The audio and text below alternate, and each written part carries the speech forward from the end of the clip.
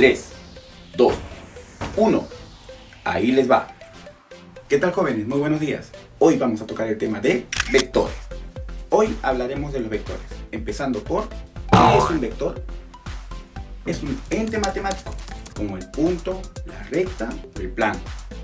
Y su representación es mediante un segmento de recta orientada, es decir, una flecha. Como por ejemplo, vector A, vector B, vector C. ¿Cómo podemos saber que es un vector? Porque en las mayúsculas se le pone una pequeña flechita. Ahora, ¿cuáles son los elementos de un vector? Son tres: módulo, dirección y sentido. Vamos a hablar del módulo. El módulo es el tamaño o longitud del vector y hace referencia a la intensidad de la magnitud que representa. Luego vamos a hablar de la magnitud. Por ejemplo, vector A mide 10 unidades.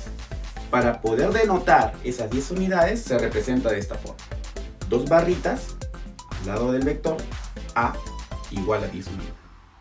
El segundo elemento es la dirección, y es la línea de acción que tiene el vector, y su orientación en el plano cartesiano queda definida por el ángulo θ, que es el ángulo definido entre el eje X positivo y la línea de acción del vector.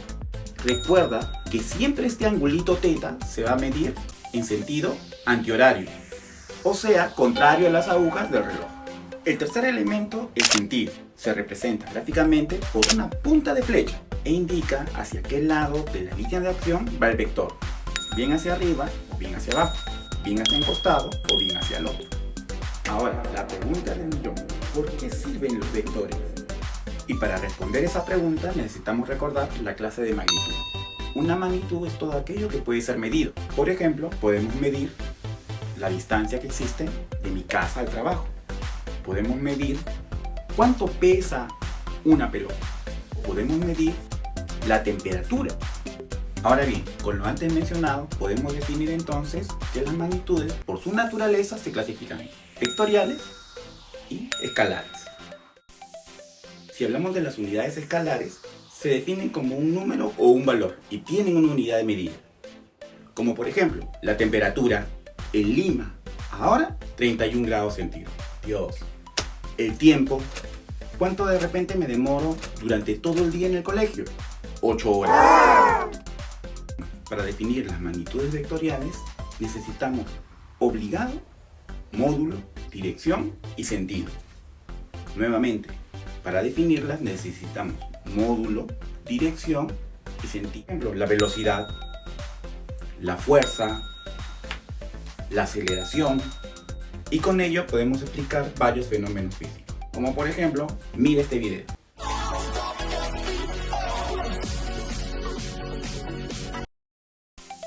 ¿Y qué tal? Buenísimo, ¿verdad? Vimos dirección, módulo, sentido en ese disparo. Excelente. Bueno, jóvenes, hoy hicimos un pequeño tutorial de vectores, solamente definición. Más adelante volveremos a hacer con problemas y muchos temas más. Nos vemos. Gracias.